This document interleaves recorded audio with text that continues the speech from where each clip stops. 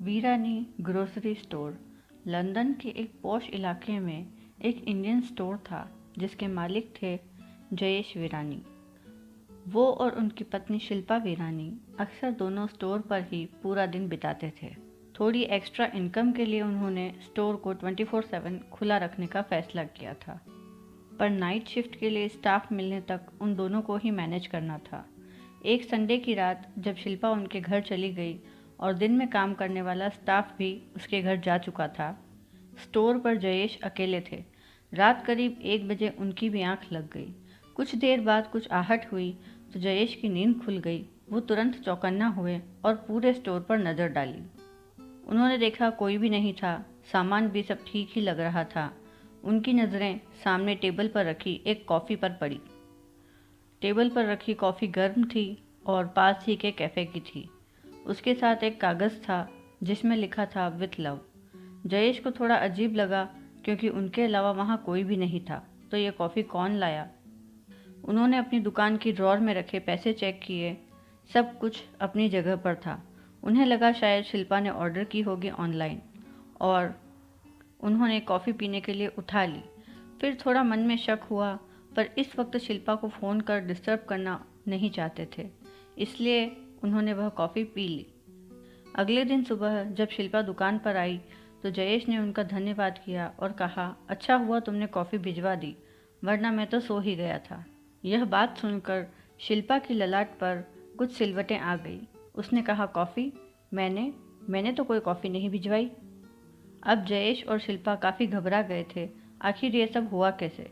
Staff ने सुझाव दिया कि वो सीसीटीवी चेक करें ताकि सब कुछ क्लियर हो जाए। जयेश और शिल्पा ने जब वीडियो चेक किया तो उन्हें पता चला कि रात में कोई अनजान शख्स स्टोर पर आया था।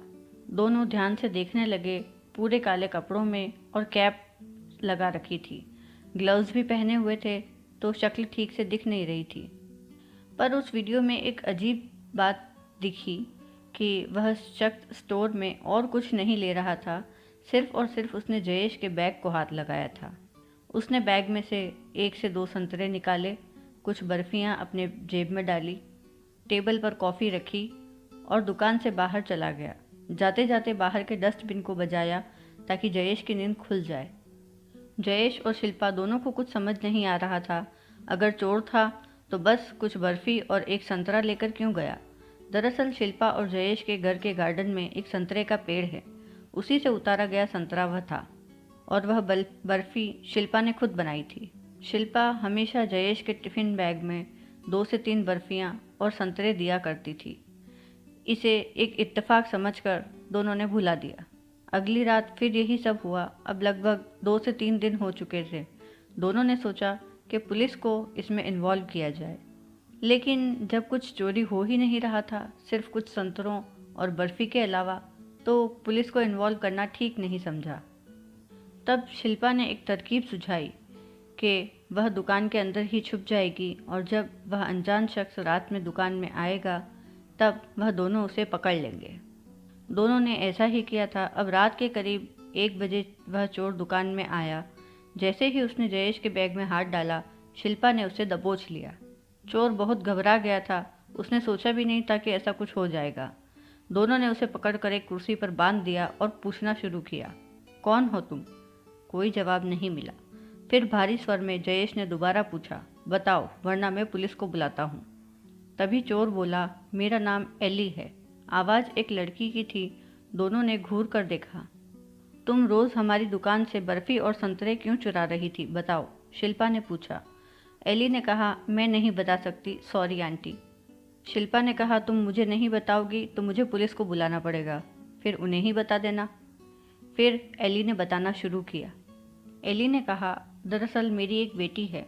उसके पिता चाहते थे कि मेरी बेटी जब भी कुछ खाने पीने लायक हो, सबसे पहले आंटी वह आपके हाथ की बनी हुई बर्फ़ी खाए और आपके घर के गार्डन के पेड़ के संतरे खाए। बस इसीलिए मैं यहाँ आकर वह ले जाती थी। मैंने देखा जयेश अंकल को नींद आ रही थी और वे बेसुध होकर सो रहे थे, इसीलिए कॉफ़ी साथ लेकर आई। शिल्पा ने पूछा, तुम रहती कहाँ हो? उस बच्ची के पिता कौन हैं? वह हमारे बारे में इतना कुछ कैसे जानते हैं? तब एली की आंखें भर आई और गला भी। एली ने कहा, मैं सामने के हॉस्टल में रहती हूँ। मुझे आपके स्वर्गीय बेटे प्रेम ने इन सब के बारे में बताया था। प्रेम? तुम प्रेम को कैसे जानती हो? शिल्पा तपाक से बोल पड़ी। एली ने बताया, मैं और प्रेम, हम दोनों एक दूसरे को काफ़ी पसंद करते थे। हम एक दूसरे को काफ़ी समय से डेट कर रहे थे। जब आप और जयेश अंकल कुछ महीनों के लिए इंडिया चले गए थे, तब एक चर्च में हमने शादी कर ली थी।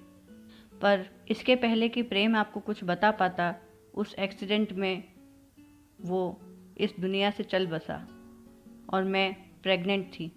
अब मेरी बेटी 8 महीने की हो चुकी है, इसलिए उसके स्वर्गीय पिता की इच्छा के अनुसार मैं उसके दादी के हाथों की बनी बर्फ़ी और उसके दादा के घर में लगे पेड़ के संतरे उसे खिलाना चाहती थी। इसीलिए बस उसी के खातिर मैं ये दोनों चीज़ें ले जाती थी। शिल्पा और जयेश की आंखों के आंसू रुक ही नहीं रहे थे। उन्होंने एली को गले से लगा लिया और उस बच्ची से मिलने चले गए।